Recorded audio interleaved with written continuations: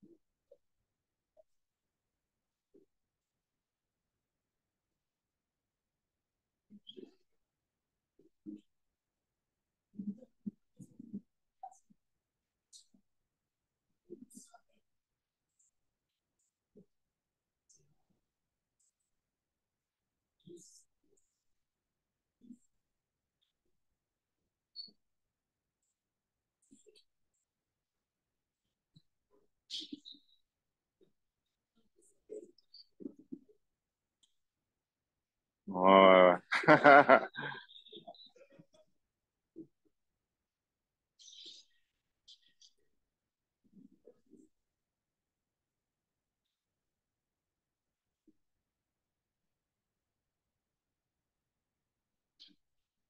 Youpi, ça y est, j'ai trouvé le truc.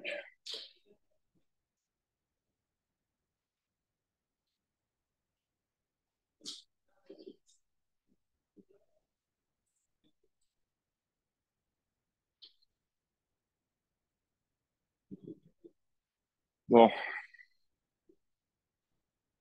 je pense qu'il n'y a plus rien à toucher là, ça va être bon tout le temps. Euh, est-ce qu'il y en a qui peut me dire Victor là? Est-ce qu'il peut me dire s'il m'entend, Victor? Il peut parler, est-ce qu'il y a son micro allumé, Victor là? Victor?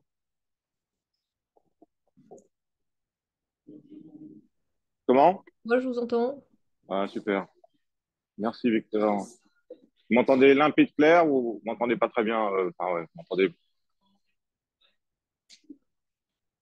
Bon, je suis avec Christine, si jamais il y a un problème, n'hésitez pas à prendre la parole pour me le dire. Ce serait bête que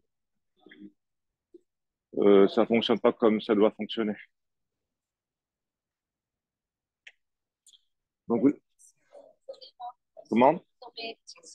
Oui, oui, c'est les TD, ça. Alors, non, parce qu'il veut être sur la caméra, c'est pour ça. Oui, bon, vous pouvez venir prendre le cours, là, pour suivre sur le cours. Iris, le cours.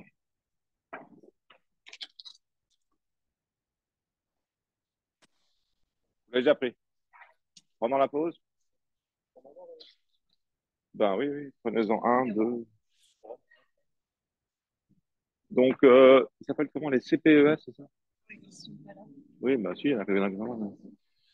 Mes chers CPES, vous n'êtes pas là, mais vous avez aussi un cours qui est prévu pour vous, qui sera disponible chez Olivia. Euh, bien, je vais commencer, car c'est l'heure, 14 heures, je commence. Euh,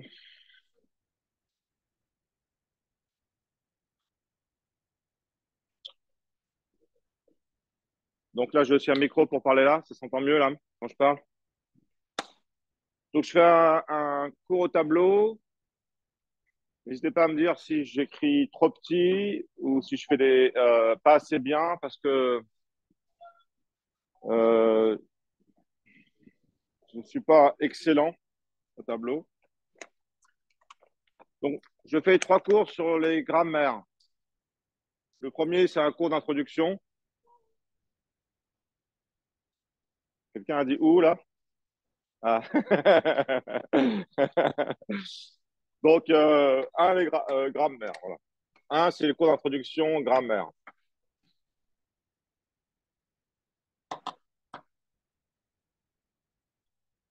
Vous voyez au fond là, c'est écrit assez gros là. Ça se voit au fond. Donc, on utilise pour décrire des langages formels. Ah oui, au départ, c'était utilisé. Donc ça décrit des langages formels. On va voir comment, d'accord? Des langages, c'est-à-dire des ensembles de mots. Hein, vous n'avez peut-être pas encore bien enregistré qu'un langage formel, c'est pas autre chose qu'un ensemble de mots infinis, en général. Hein, c'est ça. Euh, donc, les grammaires, c'est utilisé pour décrire des langages comme les expressions rationnelles, sauf que on va voir que c'est beaucoup plus puissant que les expressions rationnelles. Alors, c'est inspiré des langues naturelles, ce qu'on appelle les langues naturelles, comme le français. Euh, le premier exercice du TD vous montre un exemple avec une grammaire assez élémentaire qui dit qu'une phrase, c'est un sujet suivi d'un verbe et éventuellement d'un complément.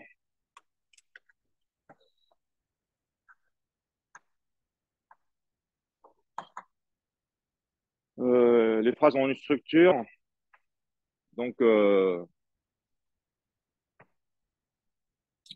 quelque part, les langues naturelles suivent aussi des grammaires, mais les grammaires des langues naturelles sont très différentes des grammaires que nous, on va utiliser parce qu'elles restent assez simples.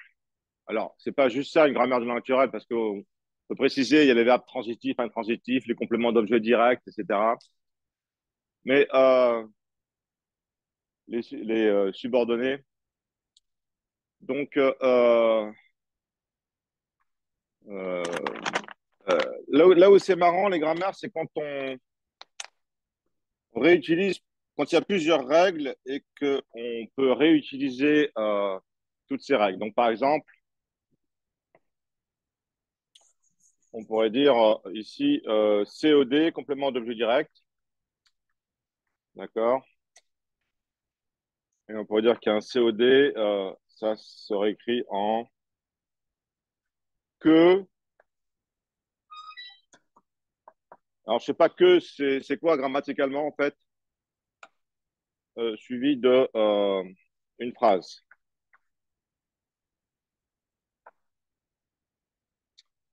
Donc, on voit, déjà là, on voit qu'il y a une récursion, puisqu'à partir de phrases, je génère un COD. À partir de COD, je régénère une phrase.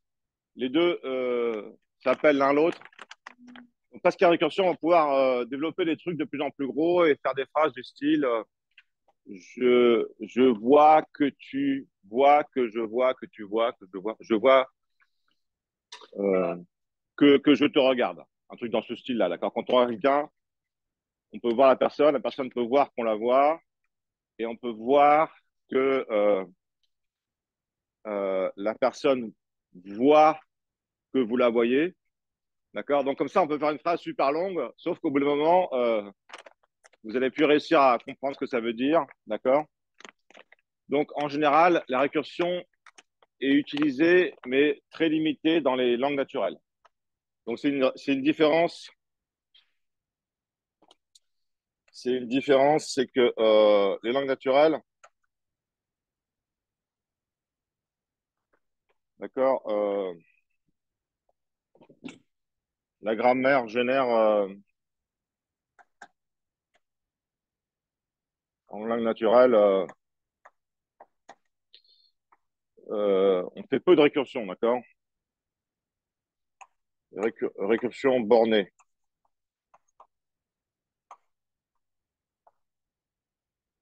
Le cerveau est ainsi fait que quand on utilise une grammaire pour générer une phrase, pour qu'on réussisse à la comprendre dans le cerveau, c'est une phrase courte. Alors que quand on fait des programmes, en fait, euh,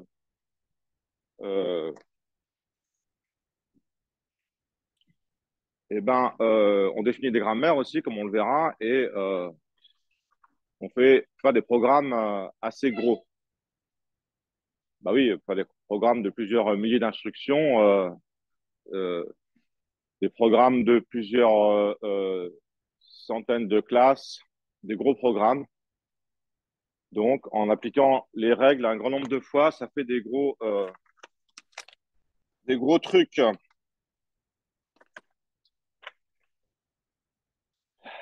Alors, Donc, je donne une définition déjà de ce que c'est qu'une grammaire. Donc, grammaire G. Alors, on va considérer les grammaires seulement qui s'appellent hors contexte. On les appelle G comme grammaire. On considère les grammaires qui sont hors contexte. Vous devez un peu mémoriser cette terminologie malgré tout. Donc, en maths, on parle de triplé, quadruplé, quintuplé. Un automate d'état fini, c'est défini par un alphabet, un ensemble d'états, un alphabet de lettres, un ensemble d'états, une fonction de transition, un état initial et un ensemble d'état final. C'est un quintuplé. Bon, pour les grammaires, un quadruplé, ça suffit, en fait. Qu'est-ce que ça veut dire quadruplé? Ça veut dire qu'il faut quatre trucs pour la définir. Alors, deux alphabets. Alors, en informatique théorique, on a bien noté les alphabets avec sigma. Ça donne un. Comme ça, quand on voit sigma, on pense tout de suite que c'est un alphabet, d'accord?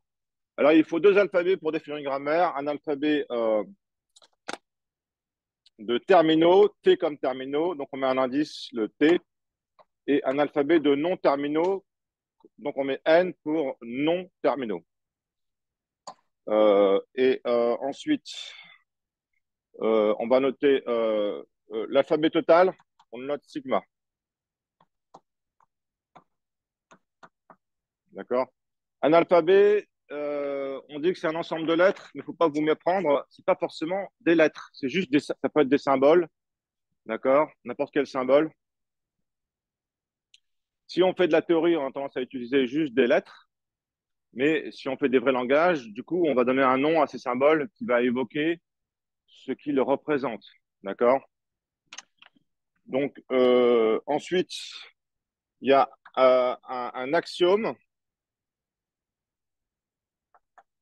qui s'appelle l'axiome. Et en fait, c'est un élément, c'est un nom terminal spécial, d'accord? Et on l'appelle l'axiome parce que c'est à partir de lui qu'on va toujours commencer pour générer un mot du langage, comme on va le voir. Et finalement, on a le plus important, c'est tellement important R que on a tendance à pas parler de rien d'autre que R.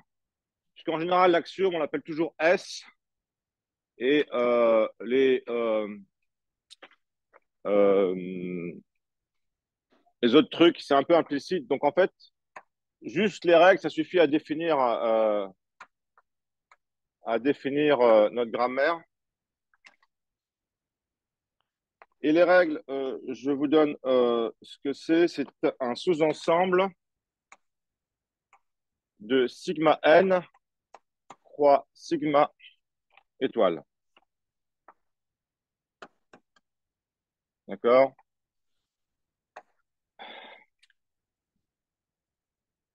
Alors, ça, c'est le produit cartésien. Ça veut dire que dans une règle, il y a deux trucs. Un non terminal, qu'on appelle le membre gauche,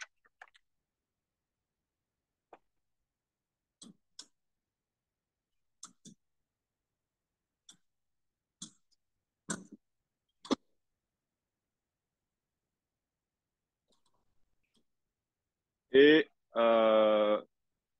une suite de symboles qu'on appelle le membre droit.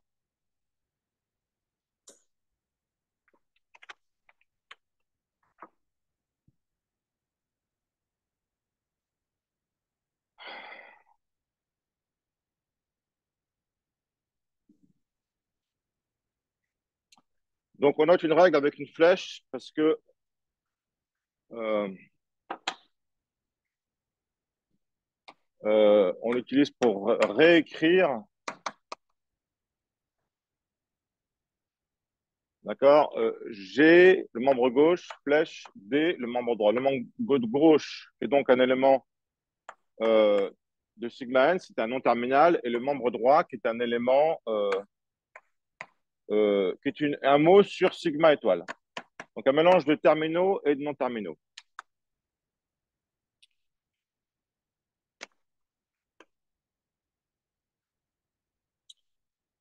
Ok. Alors, donc sigma n, c'est les non terminaux.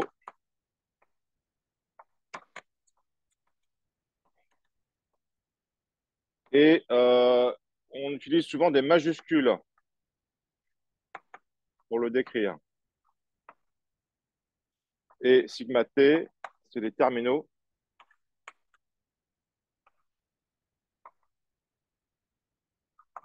Et on utilise des minuscules pour le remplir. Donc, je donne tout de suite un exemple parce que il y a un tel qu'un exemple pour suivre ce dont on parle. Donc, et l'exemple que je donne, c'est une grammaire que j'aime bien parce qu'elle est très simple et donc je vais m'en servir des trois cours que je donne pour illustrer ce dont je parle. Ah, alors, c'est la grammaire la plus simple qu'on peut penser qui néanmoins permet d'illustrer plein de trucs. Donc, les noms terminaux, il y en a un seul, c'est l'axiome, donc il s'appelle S, parce que l'axiome, on l'appelle souvent S. Ensuite, les terminaux, il y en a deux, et c'est A et B, d'accord? Ben, l'axiome, vu qu'il n'y a qu'un seul nom terminal, ben, c'est S. Et les règles, c'est deux règles. La première, c'est S flèche A, S, B, et la deuxième, c'est S flèche epsilon. Alors, vous voyez que comme le membre droit, c'est une suite de lettres, rien n'empêche de prendre la suite vide comme suite de lettres. D'accord? Donc, on a dans cette grammaire simple deux règles, une qui est récursive, parce que le membre gauche apparaît dans le membre droit, et une qui est terminale, parce que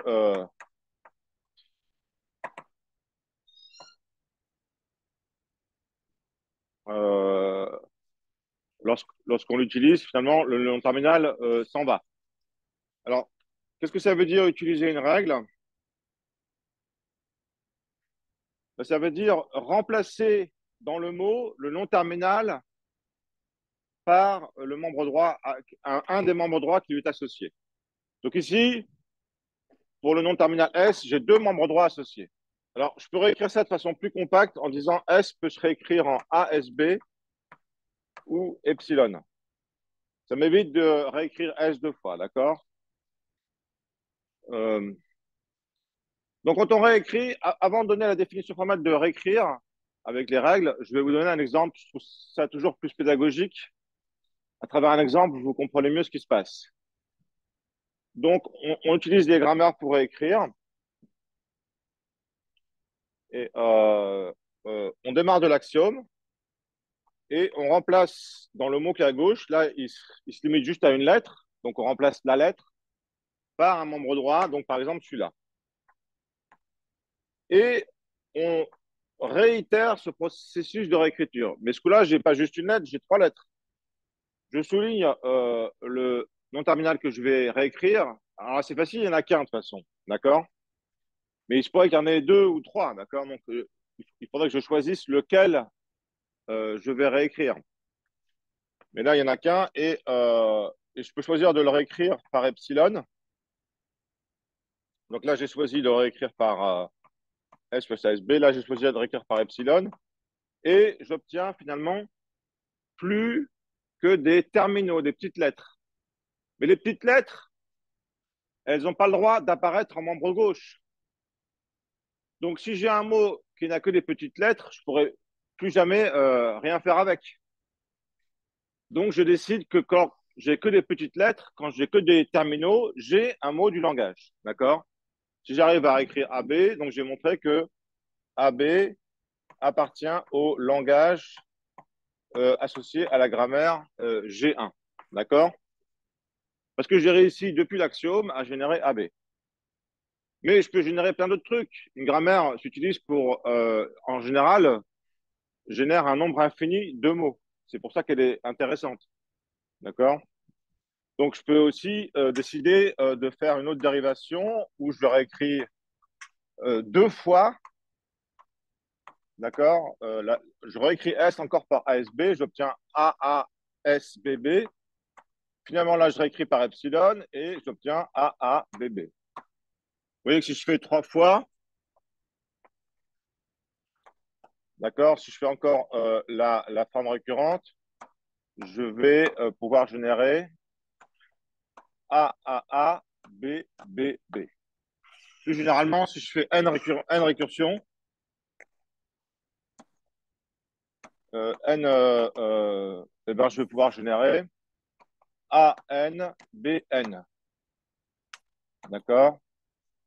N appartient à grand N. N, effectivement, il peut même être nul parce que je peux choisir de réécrire par epsilon dès le début. Donc, finalement, le mot vide lui-même fait partie du langage. Ça va, vous suivez les questions là sur Zoom là? Tout se passe bien là? J'ai quand même du monde. Hein. Faut me dire si je cache le tableau parce que je j'ai pas beaucoup l'habitude de faire un cours vidéo, donc il se peut que je cache le tableau. Donc voilà, vous avez déjà beaucoup de choses là. Alors maintenant que j'ai donné l'exemple, je vais donner quelques définitions. Euh, donc, qu'est-ce que ça veut dire réécrire? C'est la définition de réécriture. Réécriture, donc on va dire que donc on- quand on donne une définition, on a tendance toujours à répéter les trucs, donc on répète soit j'ai une grammaire définie par deux alphabets, un axiome et des règles, d'accord? U se réécrit en V, dit que U se réécrit en V avec G si avec la règle G flash D, donc avec la règle G flash D,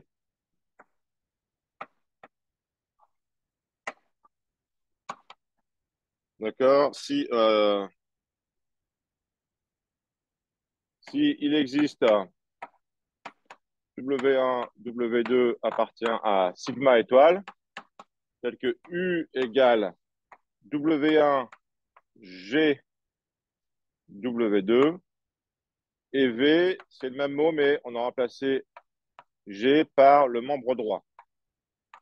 D'accord? Donc on vire le membre gauche, c'est une lettre, hein, c'est un nom terminal, et on colle le membre droit. Voilà.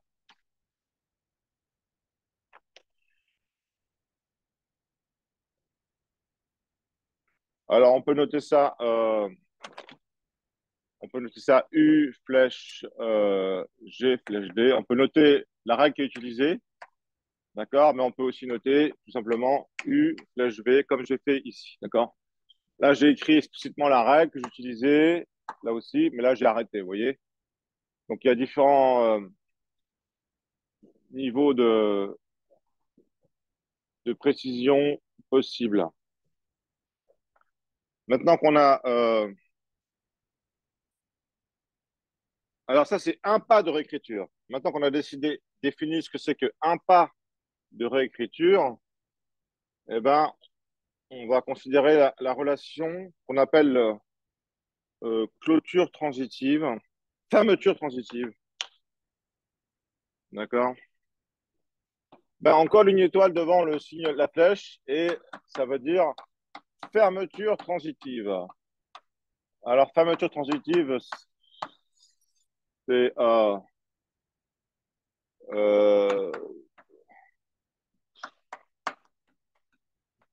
un mot compliqué pour dire on fait plusieurs, on itère. On itère plusieurs fois, n fois, d'accord?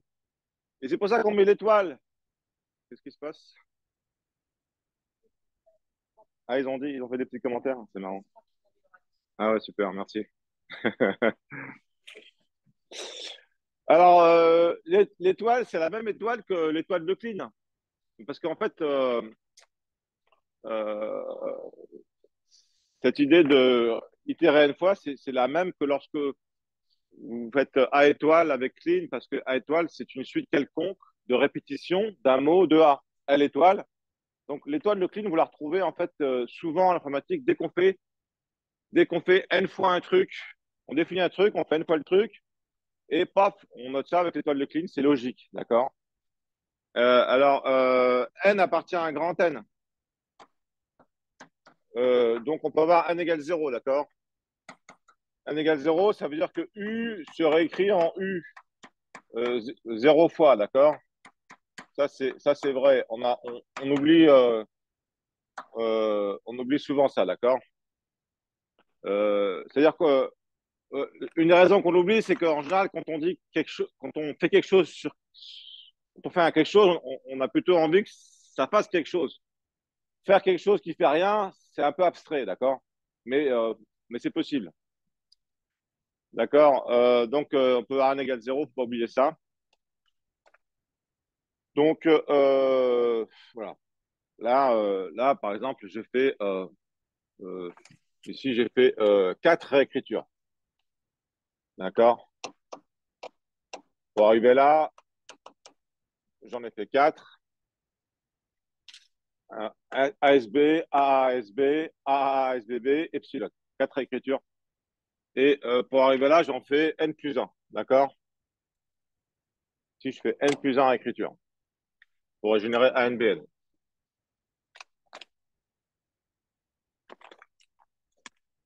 Donc, on peut maintenant donner la. Donc, je peux donner une définition formelle de ça, d'accord? U, U serait écrit en V avec la fermeture transitive. S'il existe N appartient à grand N, ensuite il existe W0,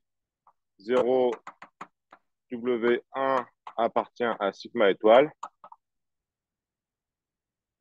tel que U serait écrit, non, WN, excusez-moi,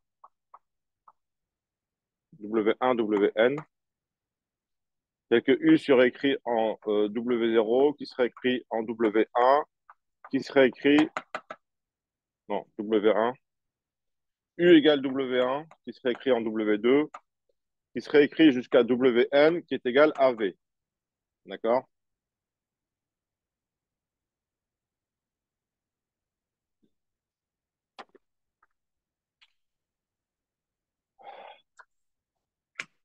Donc maintenant, on peut donner la définition 3.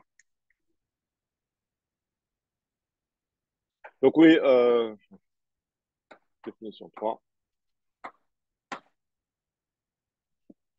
On peut expliquer ce que c'est que le langage généré par une grammaire.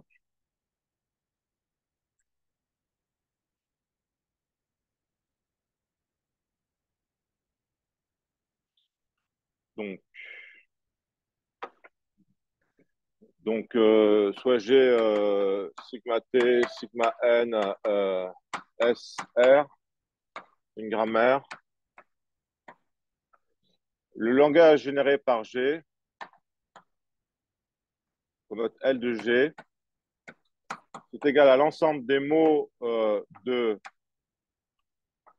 formés juste de terminaux tels que on peut les dériver depuis S. D'accord? Alors, je vous l'écris en français parce que vous avez peut-être un peu du mal à lire ce genre d'énoncé. Le langage généré par G.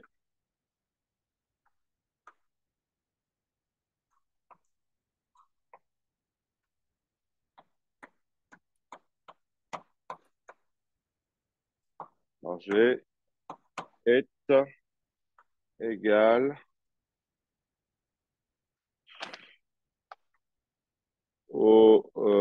donc,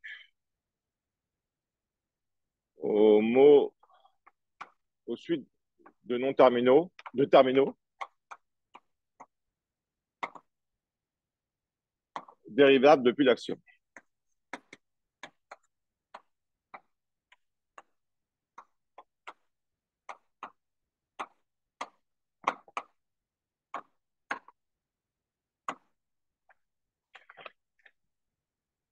C'est bon, c'est assez gros, vous arrivez à lire derrière? Il est beaucoup plus agréable que l'amphi H4, ce tableau, hein. Rien à voir. Dans l'amphi H4, je dois appuyer comme un fou pour réussir à laisser une trace.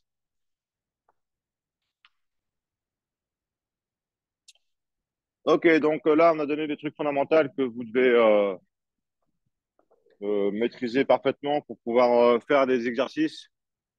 D'accord?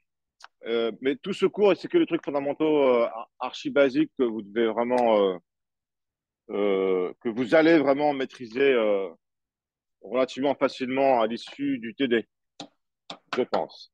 Donc après, je parle de grammaire régulière. C'est une petite parenthèse, d'accord? Il n'est pas excessivement importante, mais ça fait partie du folklore, d'accord? La définition d'une grammaire régulière, c'est les membres droits ont une forme spécifique. Les membres gauches, on sait que c'est un nom terminal. C'est pas un mot, c'est juste un nom terminal, le membre gauche. Mais si la grammaire régulière, le membre droit, c'est une suite de terminaux suivie d'un terminal optionnel. Donc c'est alors un nom terminal suivi, non, excusez-moi, une suite de noms terminaux suivi d'un terminal. Ou alors, c'est optionnel, ça peut être juste une suite de terminaux. J'ai fait une erreur dans le poly, d'accord? Vous avez une suite de terminaux et il y a éventuellement un terminal. Bon, je vais noter ça comme ça, là.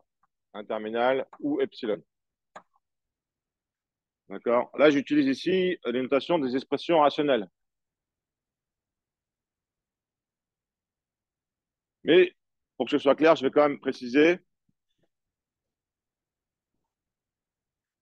suite de terminaux,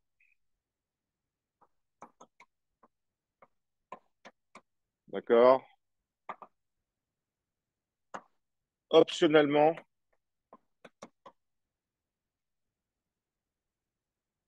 euh, euh, euh, suivi d'un non terminal.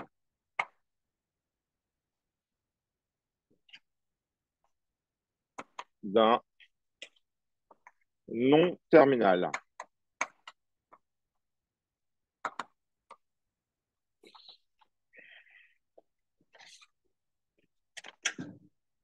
Ah, mais en fait, il glisse tout seul, les tableaux. J'ai pas besoin de moteur. Bien plus agréable. Euh, donc, un exemple de grammaire régulière pour que vous compreniez pourquoi on s'intéresse à ces grammaires. Ben, c'est cette grammaire-là.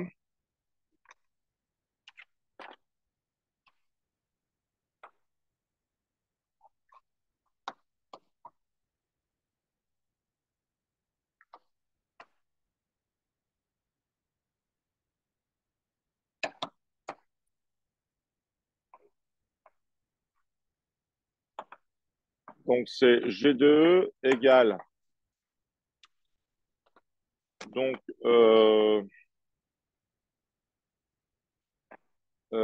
N flèche. Oh, je vais prendre S encore, toujours l'axiome. S flèche donc 0 ou bien un M. Et ensuite, attendez, excusez-moi, j'ai oublié de dire c'est quoi les terminaux, les noms terminaux. Les noms terminaux, c'est S et M. Les terminaux, c'est 0 et 1. On va générer des codes binaires de nombres entiers. Ben, ça, c'est pratique pour faire des exercices, des énoncés d'exercices intéressants. C'est de, soit on prend A et B, soit on prend 0 et 1. Si on prend 0 et 1, finalement, on va générer des codes binaires de nombres entiers. Ça va permettre de spécifier des exercices intéressants.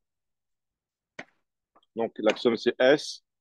Et les règles, on va avoir donc S flèche 0 ou bien 1M. Et ensuite M qui serait écrit en 0M, 1M, finalement epsilon.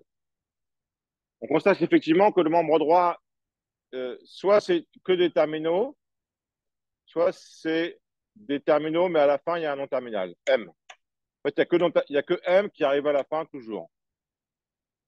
Donc, si on s'amuse à dériver les trucs avec cette règle, on peut faire 0 tout de suite. Après, si on prend l'autre règle, ah ben là, c'est intéressant parce que euh, vous avez un premier exemple de grammaire où il y a deux noms terminaux et pas juste un nom terminal. Donc, on fait intervenir l'autre nom terminal M. D'accord. Et après, quand on va le réécrire, donc vous voyez que quand on réécrit, on peut souligner celui qu'on réécrit, mais il n'y en a qu'un de toute façon. Donc, et M, il peut se réécrire en 0M ou 1M. Donc après, on va pouvoir remplacer par 0M ou bien par 1M. D'accord. Et on voit que progressivement, on va pouvoir coller ce qu'on veut en bits. D'accord. Là, j'ai mis 1, 0, 1. Je peux continuer 1, 0, 1, 1, etc. Et puis un beau jour, je décide de réécrire par epsilon. Donc, j'obtiens 1, 0, 1, 1. Donc, soit je génère un 0 au début et dans ces cas-là, je m'arrête. Soit si je génère un 1, je peux mettre la séquence de bits que j'ai envie. Quel est ce langage? C'est du langage des codes binaires qu'on appelle les codes binaires non redondants. D'accord? C'est-à-dire que le seul nombre qui commence par 0, c'est 0 lui-même. On peut pas avoir euh, 0, 0, 0, par exemple. L de G2 égale. Donc, on vous demande souvent en examen de caractériser un langage. D'accord? Donc là, la caractérisation en français, c'est les codes binaires non redondants. Code binaire non redondant, d'accord, de nombre entier, sous-entendu de nombre entier, de nombre entier appartient à grand N. Ben, vous savez ce que ça veut dire redondant? Quelque chose est redondant lorsqu'il y a plusieurs codes possibles. La nature aime bien la redondance, par exemple, dans les codes génétiques, il y a deux façons de coder un acide aminé, il me semble. En informatique, on utilise parfois la redondance, mais comme on a souvent tendance à vouloir toujours compresser les trucs, on a un peu un biais pour les choses non redondantes. Donc, pourquoi c'est redondant? Ce serait redondant si, par exemple, on pouvait écrire 0 comme 0 ou comme 0, 0. Ou alors si on pouvait écrire 1 comme 1 ou 0, 1. Donc, James Bond, qui s'appelle 007, c'est redondant avec le 7, d'accord?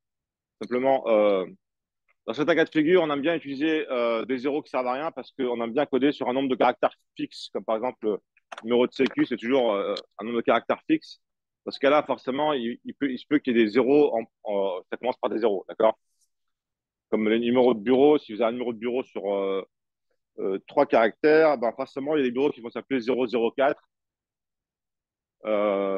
Mais du coup, ça veut dire que, voilà, donc,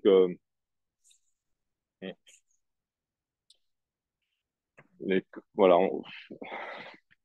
on aime bien utiliser ça parce que ça fait, enfin, ça permet de faire des exemples faciles. Alors, pourquoi on parle des grammaires régulières? Ben, c'est pour contraster le simple avec le compliqué. Parce que les grammaires régulières, en fait, on montre assez facilement que les grammaires régulières génèrent des langages réguliers.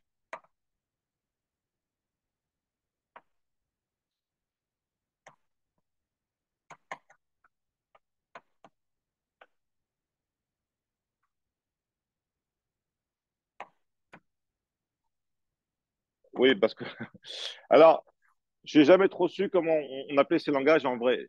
C'est quoi les langages que j'appelle réguliers? À votre avis, c'est quoi? Ben, c'est les langages qu'on a vus jusqu'à maintenant, qui sont reconnaissables par automate défini, d'accord? Reconnaissables par automate défini.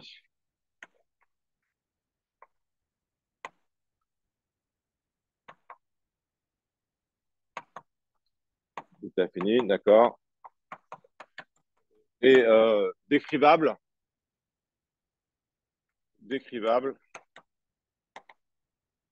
par expression rationnelle. Tout ça, c'est pareil,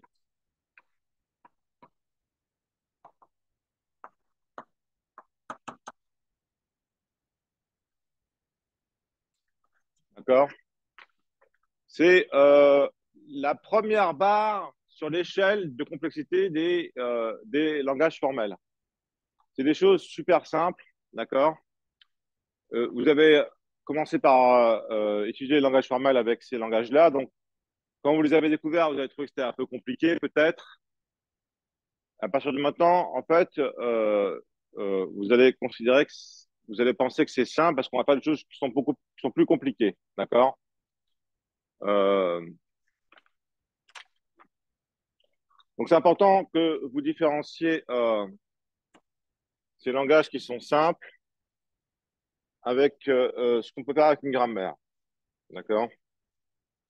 Alors, comment est-ce qu'on montre que ça, en fait? Parce que je fais pas une preuve, c'est preuve. Je vais dire que c'est une sorte de preuve informelle, parce que je vais pas jusqu'au bout de la preuve là, d'accord? On peut à toute grammaire régulière,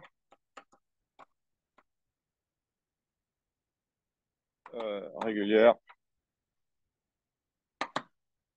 donc sigma n, sigma t, s r. On peut associer un automate d'état fini,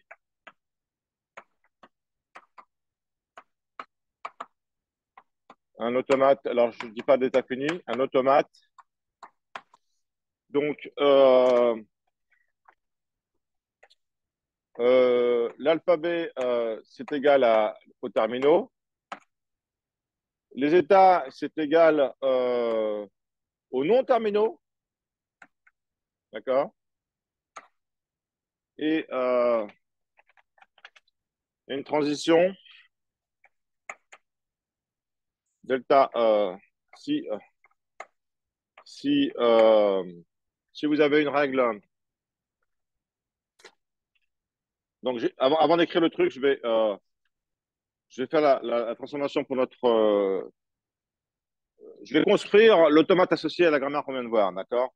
Donc les états, c'est des non-terminaux. Donc on a deux non-terminaux, donc on aura deux états, d'accord, associés l'un à l'axiome, l'autre au nom terminal M, d'accord?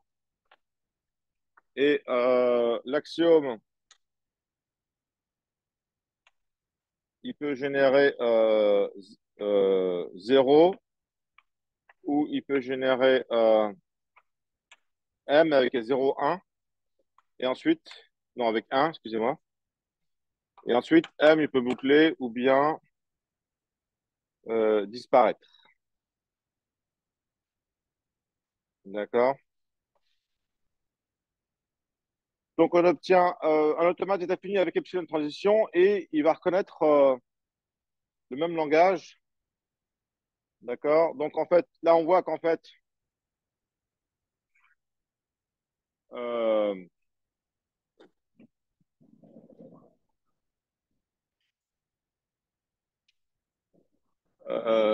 il me faut un automate en plus, d'accord? Il me faut cet état en plus, d'accord? Donc, je l'appelle,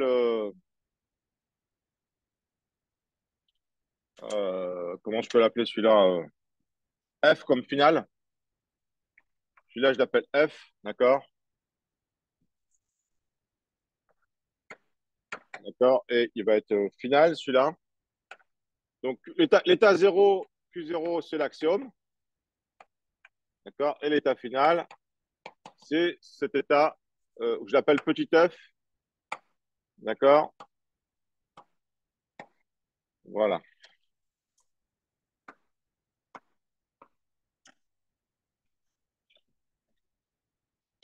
Donc, vous voyez, c'est marrant, on fait la relation entre les grammaires et les automates d'état fini. Donc, sur cet exemple, je ne vais pas y passer trop de temps parce que c'est quand même un peu anecdotique malgré tout. C'est juste marrant de voir qu'on fait un pont entre deux univers, d'accord? Ça permet de voir que les grammaires englobent euh, ces langages qui sont simples qu'on a vu dans les, dans les premiers cours. Et donc, si on a S flèche alpha, tiens, sigma t étoile, qui est une règle, alors on peut écrire que delta de S et de alpha égale l'état petit f, d'accord? C'est le cas pour cette règle-là, d'accord? Et c'est le cas aussi pour cette règle-là, d'accord? Ces deux règles, d'accord? Parce qu'epsilon, c'est une suite de terminaux vides. Et pour la règle du haut, là, et pour ces deux règles-là, en fait, qu'est-ce que ça dit? Ça dit que si x flèche alpha y appartient donc à R, où ça, c'est des terminaux, et ça, c'est un non terminal, alors on aura delta de l'état associé à x, alpha, qui est égal à y. Alors là, on considère une transition un peu étendue où on s'autorise à étiqueter les transitions de l'automate d'état fini, non pas par un seul terminal, comme on a l'habitude de faire, mais par plusieurs. D'accord? Hein, on s'autorise, par exemple, on s'autorise, on pourrait s'autoriser à écrire, par exemple, ce genre de truc, d'accord? Où ici, on met non pas une seule lettre, mais plusieurs lettres. D'accord? Mais on peut toujours euh, se ramener à un automate avec une seule lettre en insérant un état au milieu, d'accord? Du coup, euh, on est ramené au cadre traditionnel des automates d'état fini. C'est-à-dire que c'est une convention syntaxique, d'accord? Dans les automates d'état fini, on peut s'autoriser à étiqueter une transition par un mot et non pas par une seule lettre, d'accord? C'est facile de se ramener au cas classique. Alors, quelle heure il est?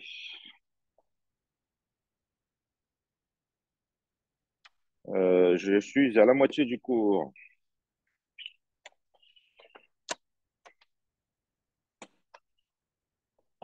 Euh,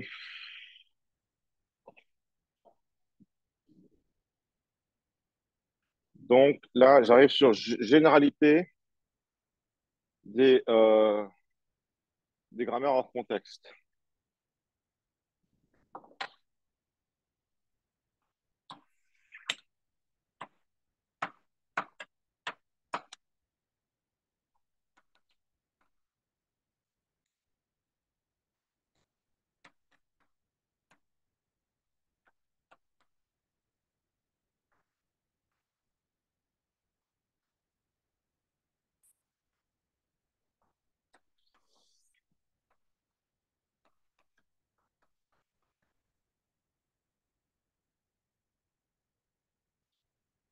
Eh bien, en fait,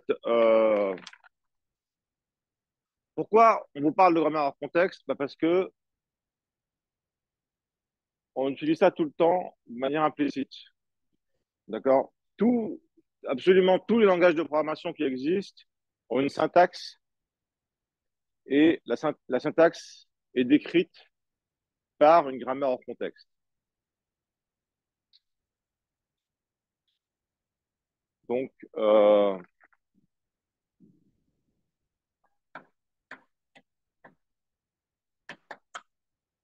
donc c'est quelque chose de très central.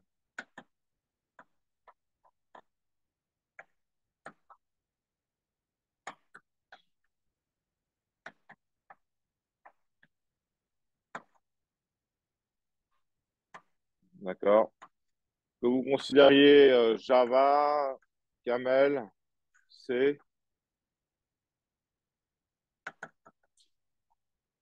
eh ben, ils ont une syntaxe. Vous avez l'habitude de voir syntaxe erreur écrit affiché à l'écran. Quand vous voyez syntaxe erreur affiché à l'écran, en fait, ça veut dire quoi? Ça veut dire que le programme n'a pas réussi à faire la relation avec la grammaire qui décrit la syntaxe des programmes de ce langage. D'accord? Donc, si vous voulez voir la grammaire associée à un langage de programmation, bah, vous tapez BNF, parce qu'en général, on décrit la grammaire avec un, euh, une forme qui s'appelle Bacchus Norm. Vous tapez BNF plus Java, d'accord, ou BNF plus euh, C, Camel, etc. Et vous verrez une suite de règles assez conséquentes qui décrit la syntaxe de votre langage sous forme d'une grammaire, avec à gauche des noms terminaux et à droite des suites de noms terminaux et terminaux. Donc, d'accord. Il y en a des centaines, d'accord. Pour Java, la grammaire, c'est des, euh, des centaines de règles. Je suis allé voir. Oui, parce que il y a plein de trucs à dire. Il faut dire qu'un programme, c'est une suite de classes, que dans une classe, il y a des méthodes, que les méthodes, il y a un point, qu'ensuite, il y a des expressions. Il y a quand même pas mal de trucs à décrire. Donc, bah, il y a beaucoup de règles. Et au lieu d'écrire ça sous la forme A flèche S flèche 0M ou 1M, bah, ils écrivent ça sous la forme S deux points égale, alors, prog, un programme, deux points égale, par exemple, une liste de classes, d'accord? Et après, une liste de classes, c'est une liste de classes suivie d'une classe. Donc, ici, il y a donc, il y a des, je crois que ça s'appelle des catégories syntaxiques. Donc, c'est pas juste une lettre, c'est un truc qui veut dire quelque chose, d'accord? On va remplacer ensuite. Par exemple, il y a aussi un qui est vachement utilisé, c'est expression, d'accord? Expr, d'accord? Instr, pour dire une instruction, d'accord? Il y a comme ça une,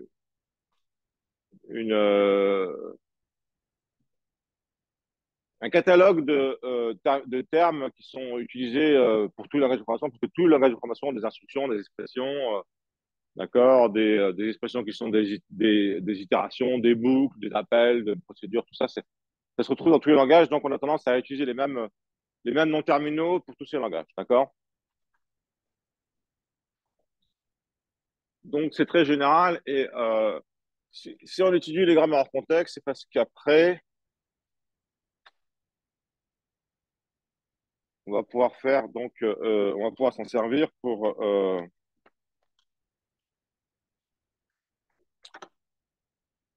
euh, pour construire la structure du programme, d'accord?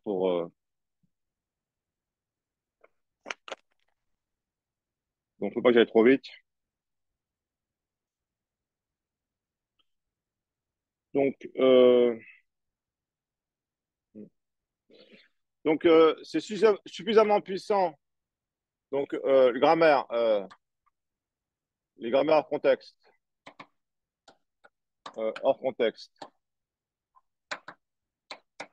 c'est vraiment quelque chose de central parce que c'est suffisamment puissant pour décrire tous les langages.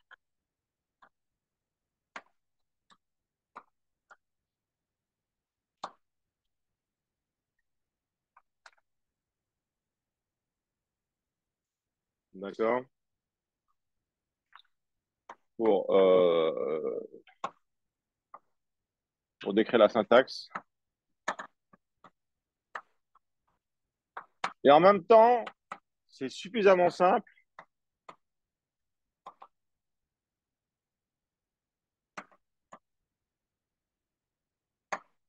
pour,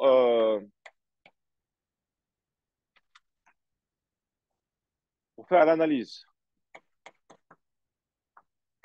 pour faire automatiquement l'analyse.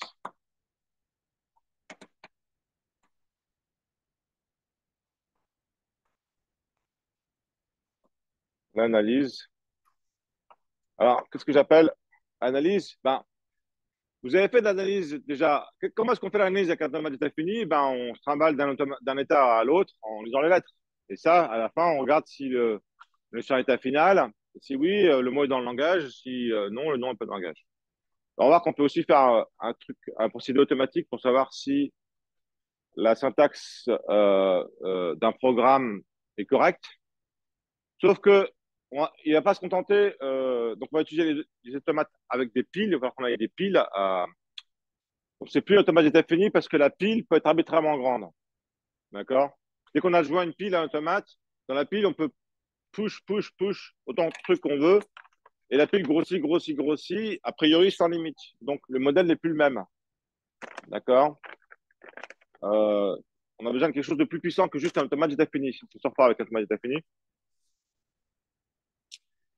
Et on ne fait pas seulement juste que dire, on va pas juste dire oui, le mot est dans le langage, non, est pas dans le mot est pas dans le langage. On va aussi euh, construire la structure du programme, d'accord? D'accord. On va pouvoir répondre oui, non. Un mot donné appartient au langage de la grammaire. Et on va aussi construire un truc qui s'appelle, on va aussi construire la structure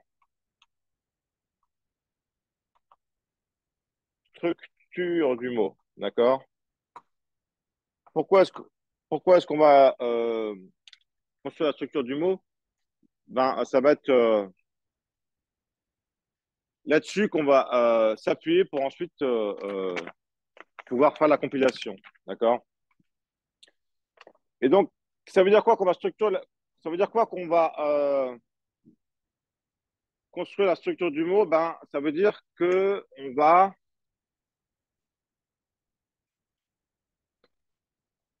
euh, pouvoir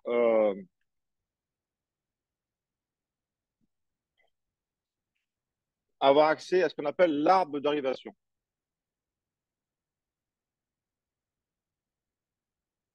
La dérivation elle-même, en fait, la structure, c'est un peu comme la dérivation, et euh, plutôt que de parler de dérivation, on va parler d'arbre de dérivation. Donc, c'est le quatrième.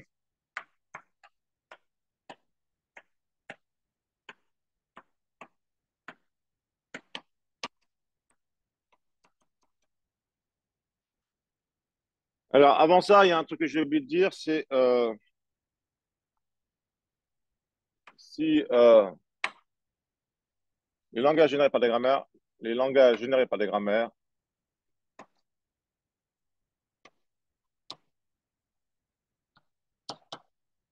s'appellent les langages algébriques.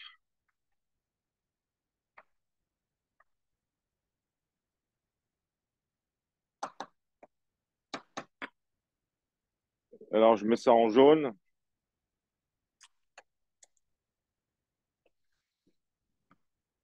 Algébrique.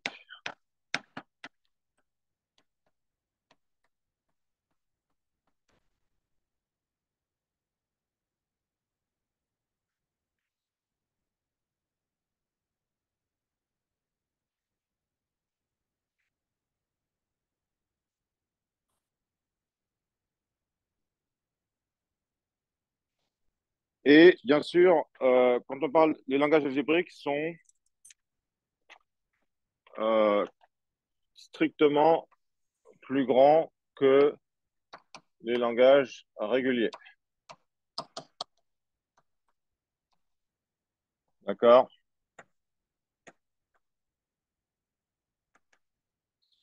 Ça les contient parce que les grammaires régulières peuvent générer des langages réguliers.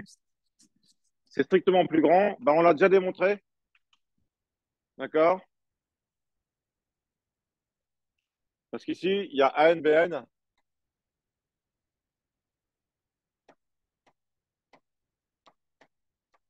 D'accord? Qui se trimballe dans les algébriques et qui n'est pas régulier. En fait, ANBN, c'est un langage que vous allez souvent revoir parce que c'est une star. D'accord? On l'a déjà vu en TD.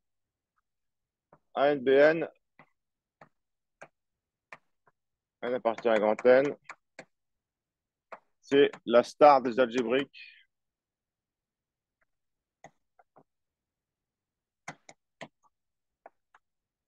D'accord? Alors, non régulier.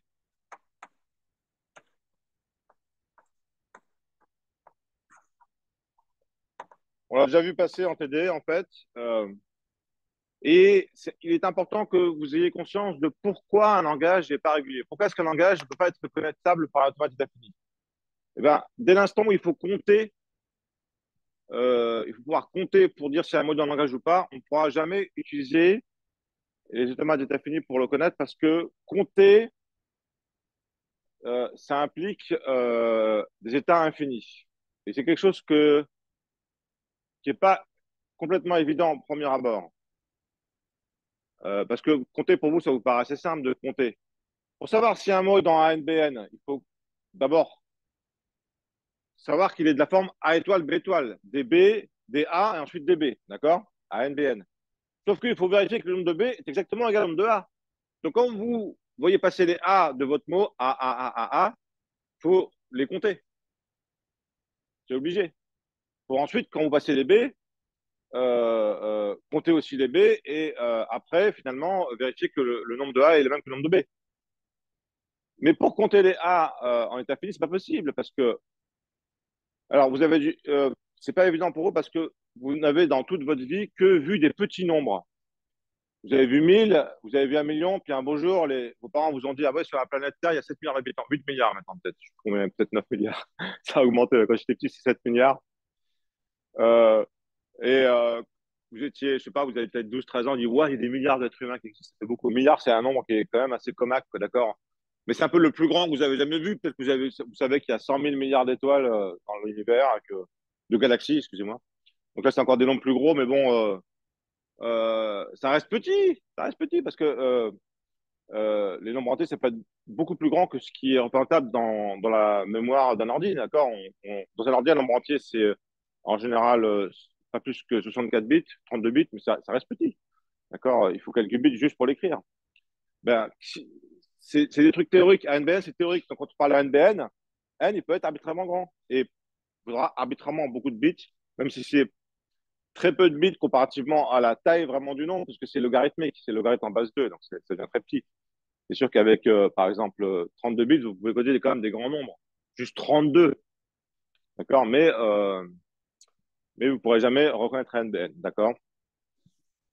Donc, un NBN, c'est un langage algébrique parce qu'on peut le générer par une grammaire. Je l'ai montré avec une grammaire super simple.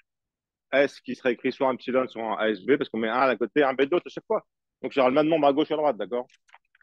Eh ben, on ne peut pas le reconnaître par un automate de taf. Euh, je prends le temps de décrire les trucs parce que j'ai pas trop de choses à vous dire dans ce premier cours. Il me reste une demi-heure. Donc maintenant, je suis en train de vous dire que on va pas, quand on fait des grammaires, on va pas juste se contenter de dire si un mot est dans le langage ou pas. On va construire la structure du mot. Et la structure du mot, ça va être l'arbre de dérivation, en fait. Enfin, quelque chose qui ressemble à l'arbre de dérivation. Alors, c'est quoi l'arbre de dérivation? Ben, comme d'habitude, avant de vous donner une définition froide et difficile à suivre, je vous donne un exemple, d'accord? Donc, un arbre de dérivation à- à- avec exemple. Donc, je prends toujours cette grammaire G1 avec G1. Donc, on a G1, c'est un seul axiome, deux lettres. L'axiome, c'est l'axiome. Et on a donc ces règles A, ASB ou epsilon. D'accord? Donc, l'arbre associé à A, A, A, B, B, B, c'est le suivant. Alors, je peux le décrire de deux façons différentes. Soit je pars de l'étoile qui est en haut du sapin, d'accord, l'axiome, et je descends en mettant des boules vertes et des boules rouges à droite à gauche, d'accord. Et j'arrive au bout d'un moment, il faut que fasse apparaître le pot de l'arbre, et c'est la dérivation qui réécrit S par epsilon. D'accord? Soit je pars du mot, je commence par écrire le mot, d'accord? Je fais apparaître le pot de fleurs avec epsilon, le pot, et ensuite je remonte vers l'étoile qui est en haut de l'arbre, d'accord?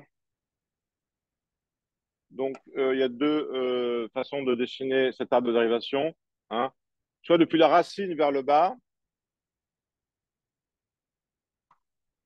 Alors, on l'appelle la racine parce qu'elle est unique, un arbre a une seule racine, mais c'est drôle parce que la racine est en haut, d'accord? Vers le bas. D'accord. Les feuilles sont en bas. En informatique, les feuilles d'un arbre se trouvent en bas. Le monde est à l'envers. Soit des feuilles vers la racine. Vers le bas, c'est les feuilles. Des feuilles vers la racine.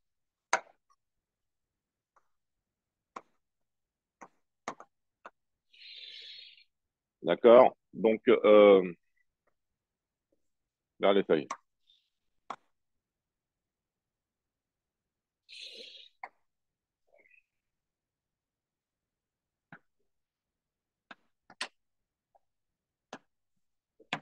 Je pense que les deux sont sympas à maîtriser. Il y en a une qui est plus facile, c'est celle-là, et c'est celle qu'on va voir en fait quand on va faire l'analyse. Nous, on va faire descendant. D'accord. Mais c'est sympa de aussi savoir faire ça. Quand on dessine en descendant vers les feuilles, alors euh, on peut euh, on peut ensuite parcourir toutes les feuilles comme ça pour faire apparaître. Effectivement, on a bien le mot AAA, le même mot AAA, BBB. D'accord? Pourquoi ici c'est plus difficile? Parce qu'ici, c'est pas évident de voir qu'il faut faire apparaître epsilon entre le A et les B. D'accord? Souvent, en fait, vous avez du mal à voir ça. Il y a une difficulté supplémentaire. Où est-ce qu'on va faire apparaître le S qui serait écrit un epsilon? On sait qu'il apparaît entre le A et les B, mais il faut le voir. D'accord? Parce que si vous descendez, vous faites gentiment ASB, ASB, ASB, puis un beau jour, vous dites bah, je fais epsilon, d'accord? Et vous faites apparaître l'epsilon. C'est plus évident de faire apparaître l'epsilon. Celle-là est plus facile, d'accord? Celle-là est plus facile. Donc, maintenant, je vais donner un exemple d'arbre de dérivation. Vous voyez ce que c'est un sapin. Euh,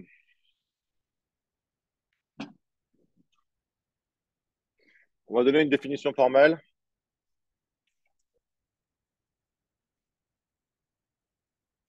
Alors, faut voir un truc aussi, c'est dans cet arbre-là, les fils sont en ordre.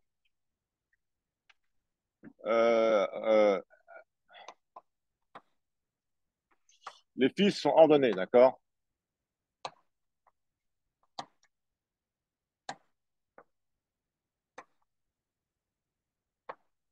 C'est-à-dire que ici, le A est à gauche, le B est à droite. Là, on ne peut pas faire le contraire. D'accord? Ce qui est pas évident parce que Si on prend un truc comme ça, on peut se dire, ah ouais, mais ça se trouve, on pourrait changer l'ordre, donc on pourrait le mettre dans l'ordre. Non, non, les fils sont ordonnés. Celui-là, c'est le zéro, le fils zéro, ça c'est le fils un, ça c'est le fils 2, d'accord? Moi, je l'aurais écrit zéro, un, 2, d'accord? Donc, c'est quoi la définition d'un arbre de dérivation? Alors, c'est la définition 4. Donc, arbre, dérivation.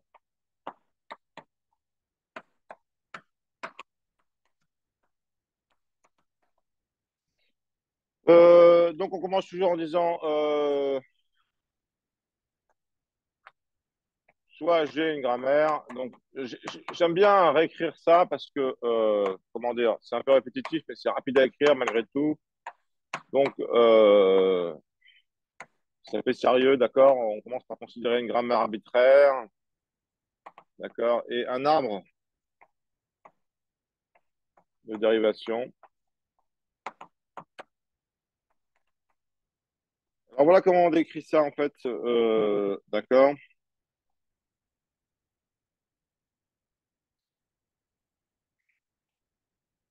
C'est un arbre, d'accord? Avec des nœuds étiquetés. Un arbre dont les nœuds sont étiquetés.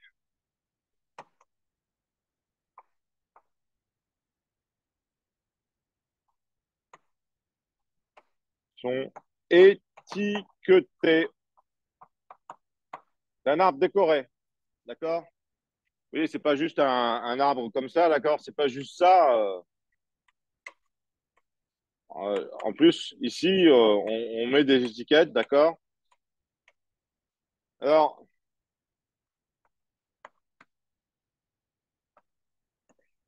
il y a deux sortes d'étiquettes. Il y a des étiquettes, il y a trois sortes d'étiquettes. Il y a l'étiquette de la racine, l'étiquette des nœuds branches et l'étiquette des feuilles, d'accord? Donc, la racine, elle doit être étiquetée par l'axiome,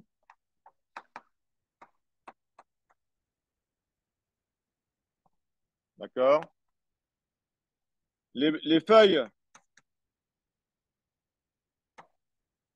par des terminaux, union epsilon, d'accord? Et les nœuds internes, les branches, alors je vais dire nœud branche pour que ce soit clair, doit être étiqueté par des noms terminaux, d'accord? Et de plus, il faut quand même préciser,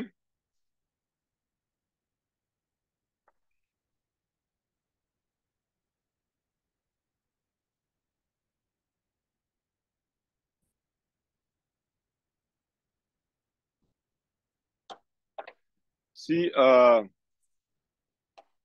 si les fils euh, d'un nœud branche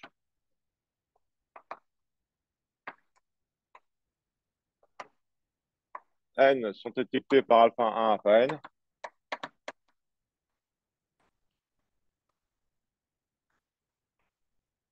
alpha 1, alpha 2, alpha n, alors la règle n flèche alpha 1, alpha 2, alpha n est une règle de notre grammaire. D'accord? A, S flèche ASB est une règle, S flèche epsilon est une règle. D'accord?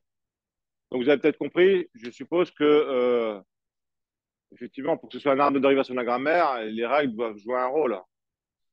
D'accord? En gros, quand on est sur un nœud branche, on va générer autant de sous-arbres, d'accord, lorsqu'on va utiliser une règle, qu'il y a de symboles dans le membre droit. D'accord? Donc, toutes ces notions vont devenir plus claires lorsqu'on va en faire dans le TD qui suit cette semaine. Euh,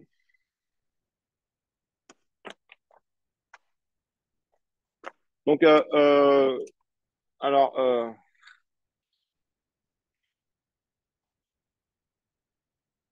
pourquoi est-ce que les grammaires, pourquoi est-ce qu'on aime bien les grammaires en contexte? C'est justement parce qu'elles sont en contexte qu'on peut dessiner ces arbres-là. Parce que comme il y a un seul nom terminal dans le membre gauche, on va pouvoir associer un arbre de dérivation à une dérivation. Alors que il y a un concept plus général de grammaire. Le concept de grammaire est plus général parce qu'on n'est pas obligé de dire qu'il y a un seul nom terminal à gauche. Donc, on pourrait considérer la grammaire beaucoup plus générale où, dans le membre gauche, il n'y a pas juste un nom terminal, mais plusieurs choses, d'accord? Mais là, on ne pourrait plus faire d'arbre de dérivation. Donc,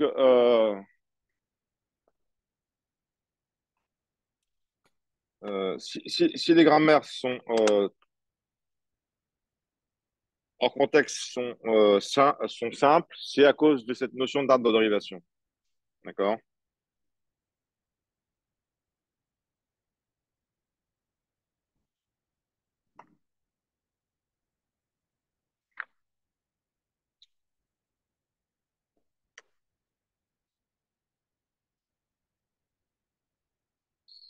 Et cette notion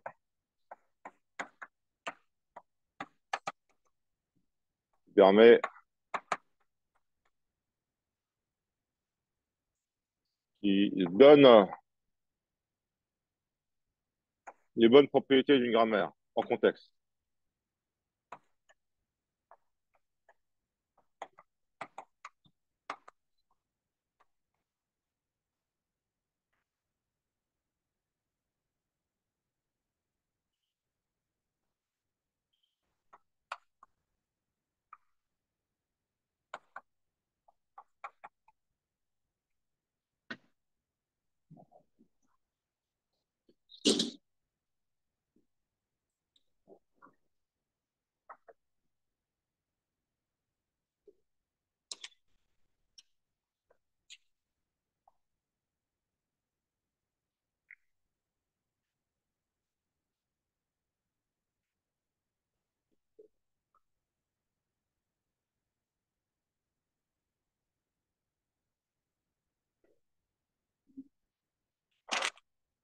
Donc,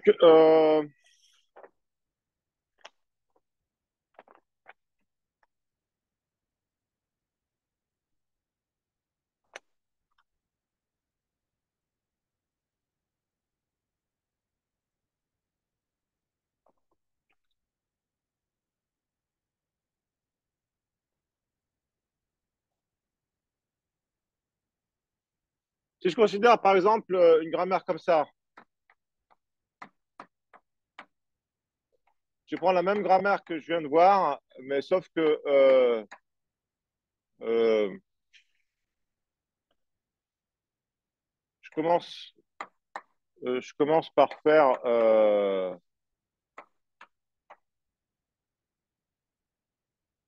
euh,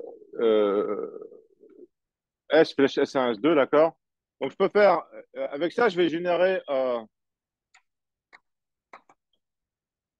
avec ça, je vais générer ANBN avec S1, d'accord?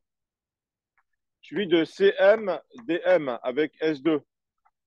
Parce que S1, il met un A et un B à côté à gauche, à droite de S1, mais S2, il met un C et un D. Donc, par exemple, je peux faire C flèche A S1 B. Non, excusez-moi. Au début, je fais S flèche S1 S2. Après, j'écris S1, je fais A S1 B, S2. Après, je réécris S2. Donc, ça me génère A S1 B, C S2 D. Et puis après, je remplace S1 par epsilon, j'obtiens AB, C, S2D. Finalement, je obtiens S2 par epsilon, j'obtiens AB, CD. D'accord? Donc, plus généralement, on peut faire plusieurs récursions sur S2, plusieurs récursions sur S1. Donc, on va faire autant de A que suivi de autant de B, du même nombre de B, et puis ensuite un certain nombre de C suivi du même nombre de D. J'espère que vous voyez le truc. Est-ce qu'il y en a qui ne voient pas là? Donc, en fait, il y a un tas de façons possibles de générer ABCD. Au lieu de commencer à écrire S1, j'aurais pu commencer à écrire S2. D'accord? Donc, donc, sur cet exemple, on voit en fait que l'arbre de dérivation, ça va résumer plusieurs dérivations possibles. D'accord? L'arbre de dérivation, lui, il s'en fout si on fait d'abord S1 ou ensuite S2, en fait. D'accord? L'arbre de dérivation,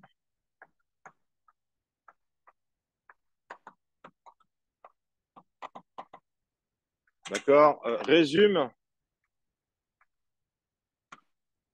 plusieurs dérivations.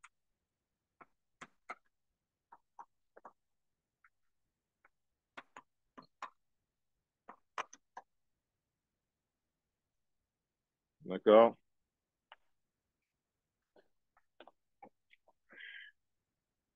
J'ai l'impression que je vous ai un peu perdu là. Vous êtes le nez dans autre chose que le cours.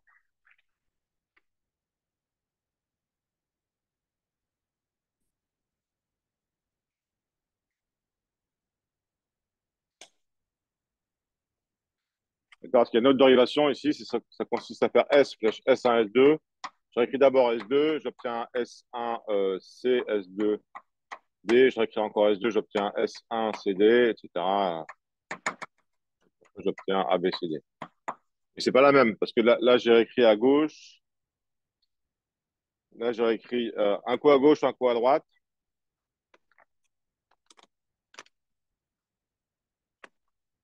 Donc, à ce stade du cours, je vais introduire une grammaire qui est une autre star. Il y a ANBN qui est une star, mais il y a une autre grammaire qui est une grande star, c'est la grammaire des expressions arithmétiques.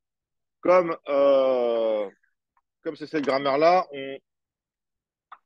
dans les terminaux, on va mettre, donc je l'ai appelé G4, j'en suis ça c'est G3, ouais, G4. Donc les noms terminaux, il y aura juste E comme expression. Les terminaux, on va considérer plus multipliés. D'accord. Les parenthèses. Alors, les parenthèses, on leur colle une paire d'apostrophes pour dire gaffez-vous, on considère comme une lettre. Alors, vous voyez, pour une fois, les terminaux, c'est pas A et B, c'est pas 0 ou 1, ce sont des symboles. Les... Donc, sur cet exemple-là, on voit que l'alphabet, ça peut être des symboles, c'est pas obligé que ce soit des lettres. D'accord? Donc, E, c'est l'axiome, et on a comme règle E flèche, id, const. Ah oui, j'ai aussi id et const dans les terminaux.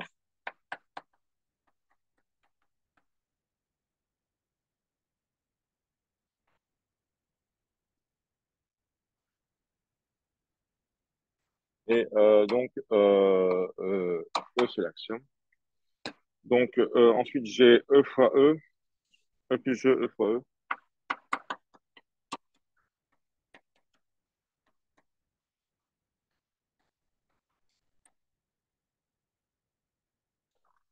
Donc, const, ça représente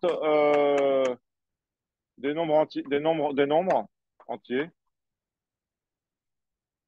et id, des identificateurs.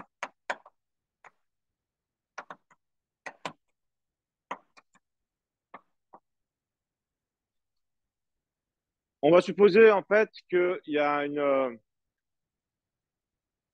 un programme en Lex, que vous avez vu la semaine dernière, en fait, qui va remplacer les identificateurs, tous les identificateurs par un même machin id, et toutes les constantes par un même machin const. D'accord? Après, la valeur du token, elle est mise de côté. Le nombre en question ou le nom de l'identificateur en question sera mis de côté. D'accord? Et pour la grammaire, tous les nombres euh, sont représentés par le même terminal. Terminal. Le même terminal. Pareil pour tous les identificateurs, que ce soit Toto, Tata, Tutu, I, ce que je sais, ça sera toujours le même terminal. Le même terminal. Je répète plusieurs fois parce que c'est pas évident à choper le truc, d'accord? Donc on a ici 1, 2, 3, 4, 5, 6 terminaux. qui sont très inhabituels par rapport à ce qu'on a vu jusqu'à maintenant, parce que jusqu'à maintenant, on a vu A, B, on a vu des choses simples. D'accord? Là, on voit des choses un peu compliquées. Et alors, pourquoi on s'intéresse à cette grammaire? Alors voilà. Donc maintenant, on s'intéresse à générer x plus 4 fois y.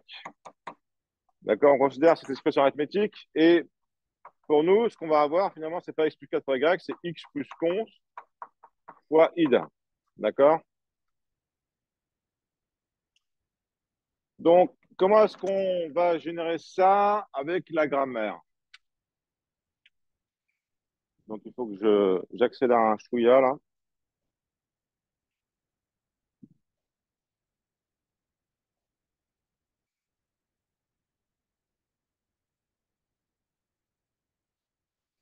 Il me reste plus que 10 minutes. Donc là, bah, je vais construire l'arbre de dérivation. Hein. Au début, quand vous faites des TD, vous faites des dérivations pour vous familiariser avec le truc. Et assez rapidement, ensuite, on passe sur l'arbre de dérivation. C'est plus rapide, c'est plus puissant. D'accord? Moi, j'ai déjà fait cette transition. Donc, pour dériver id fois const, id plus const fois id, d'accord? Ben, je génère l'arbre de dérivation et je le génère en partant du bas. Donc, j'ai d'abord généré id et const. Ensuite, je générais e fois e. Finalement, je générais euh, le e plus e. Vous voyez? Mais je ne suis pas obligé de le faire comme ça. D'accord? En fait, rien n'empêche dans les règles de le faire d'une autre façon, de le faire comme ça.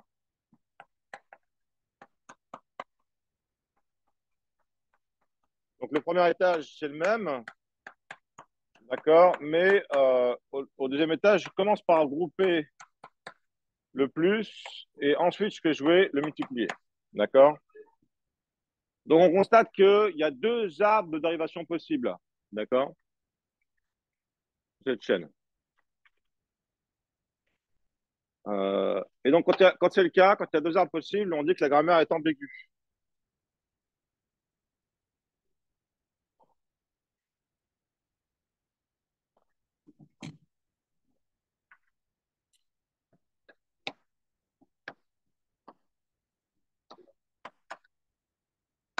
G est ambigu si il existe un mot dans le langage de la grammaire, d'accord, qui admet deux arbres de dérivation distincts.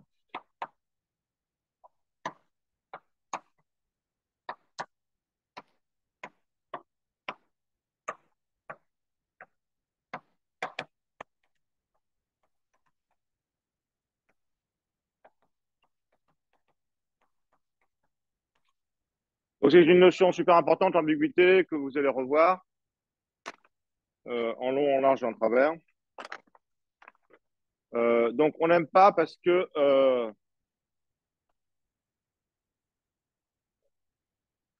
du coup, le sens n'est pas défini. La sémantique, d'accord, et, et n'est pas définie. Si j'écris x plus 4 fois y, d'accord, et bien en fait, vous, automatiquement, quand vous voyez ça, vous lisez des parenthèses ici. Vous savez que le multiplier associe plus fortement. Le 4, d'accord, il a le choix entre s'associer avec le x avec plus ou avec le y avec multiplier. Et ben, il est attiré plus fort par le y, d'accord, parce qu'à cause du le multiplier est plus fort. D'accord? Donc, finalement, dans ces deux arbres, il y en a un qu'on préfère, c'est celui-là qu'on préfère. D'accord? Donc, on vous demande souvent en examen, la grammaire est-elle ambiguë? Oui, non. Oui, elle est ambiguë. Alors, vous donnez deux mots qui n'ont pas le même ordre de relation. à propos de dire, ah oui, mais c'est lequel qu'on souhaiterait avoir? Eh ben, c'est le vert qu'on souhaiterait avoir. D'accord? Mais comment est-ce qu'on va faire pour désambiguiser? Alors, désambiguiser, ça va consister à modifier la grammaire ou se débrouiller pour que ce soit plus ambigu. Donc, il y a deux façons de faire pour désambiguiser. Il y a la méthode bricolage et la méthode rouleau compresseur. Donc, comment est-ce qu'on dit quand on a une machine bulldozer? D'accord, il y a deux méthodes pour désambiguiser, la méthode bulldozer et la méthode bricolage.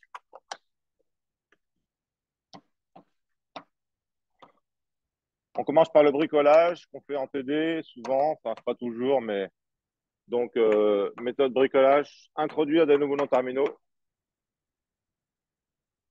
introduire des noms terminaux.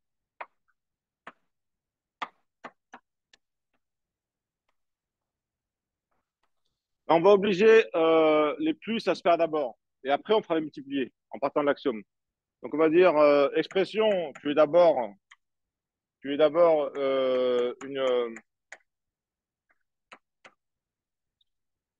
somme de termes. Après on va dire terme, toi tu as le droit de faire des multiplications. D'accord? Du coup, et puis après, quand on a f facteur t pour terme, ben, un facteur, il va soit faire id const, soit il va revenir sur e, mais avec des parenthèses. Là. Du coup, en fait, ça va forcer finalement la dérivation à faire le plus d'abord, d'accord? Et c'est ensuite, une fois qu'on aura fait le plus, d'accord, qu'on va passer. Alors, ici, la multiplication, c'est à gauche. Donc ici, le terme va faire un t fois f. F va faire un const. D'accord, le t va faire un f qui va faire un id. Et celui-là, il va faire un f et ensuite un id. Vous voyez qu'avec cette grammaire, on est obligé de faire d'abord les plus et ensuite les multiplier. Ça force euh, un, ça implémente le fait que la multiplication se fait ensuite.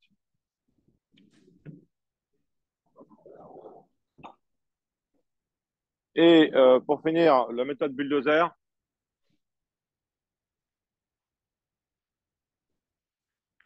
Donc, les gens qui font du langage d'information, ils ont toujours ce problème, d'accord, de dire, ils ont toujours des expressions. Donc, eh ben, ils ont mis au point une façon de faire standard. Il y a une manière de. Il suffit de dire que euh, euh,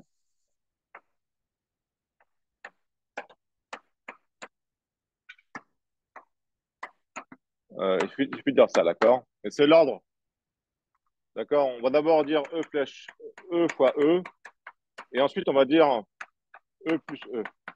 Et comme on a d'abord spécifié la multiplication avant l'addition, bah, c'est la multiplication qui va gagner. Juste avec l'ordre dans lequel on spécifie les règles, d'accord? Et il faut aussi dire que plus est multiplié à ceci et moins à ceci à gauche, d'accord? Donc, quand on va écrire, par exemple, 4 moins 5 moins 2, le 5, il a le choix entre associer à gauche et à droite, mais il va associer à gauche, d'accord? Et 4 moins 5 moins 2, ça va faire 4 moins 5 moins 1, moins 2 moins 3. Ça va pas faire 4 moins 5 moins 2 plus 1, d'accord? Parce que là aussi, on a une ambiguïté. Est-ce que ça s'associe à gauche ou à droite? D'accord? Donc, de la même façon qu'on a précisé que multiplier associe plus fort que plus, il faut préciser dans quel sens ça associe. Donc, un truc que j'ai pas eu le temps de dire, donc il faut que je dépasse encore quelques minutes, c'est les propriétés de clôture.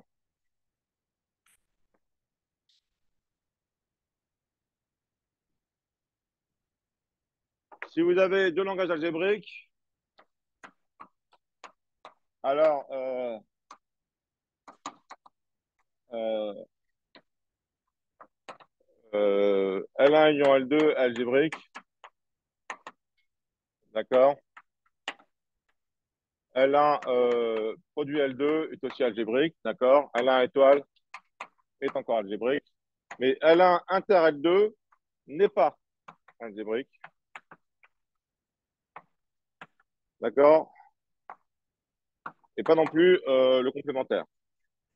Le complémentaire dans sigma T étoile, donc les mots qui ne sont pas dans le langage, qu'on note comme ça, il n'est pas non plus algébrique, d'accord? Donc dans le cours, il y a un exemple en fait. C'est de la même façon qu'il y a la star des algébriques qui sont non réguliers, il y a aussi la star des non algébriques. C'est AN, BN, CN. Bizarrement, quand on donne trois plages de lettres du même nombre, AN, BN, CN, eh ben, on ne peut plus générer par grammaire. D'accord? Et pourquoi je vous parle de ce langage? Ben, si vous prenez AN, BN avec des C, et ensuite vous prenez DA suivi de BN, CN, les deux ils sont algébriques. Mais si vous faites la intersection, alors ça va faire AN, BN, CN, qui ne sera plus algébrique. Donc c'est facile avec cet exemple de trouver deux langages qui sont algébriques dont l'intersection n'est pas algébrique. D'accord? Ça, c'est pour la démonstration que l'intersection n'est pas forcément algébrique. Et pour la démonstration que le complémentaire n'est pas algébrique, eh bien, on peut définir l'intersection à partir du complémentaire et de l'union. Donc, si le complémentaire est algébrique, alors l'intersection le serait, or, ça ne l'est pas. Donc, on en déduit que ce n'est pas algébrique. Je vous remercie pour votre attention. Et puis, je vous dis à la semaine prochaine. On fera un cours, pas sur Zoom. Merde, oui, les vacances, il y a les vacances. Oui, non, il y a un partiel après. Ouais.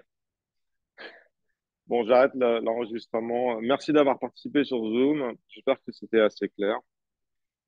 Et j'arrête l'enregistrement là. Donc, je remercie Christine de m'avoir assisté. C'était bien gentil de sa part parce qu'elle est très occupée et elle a bien accepté de vouloir venir.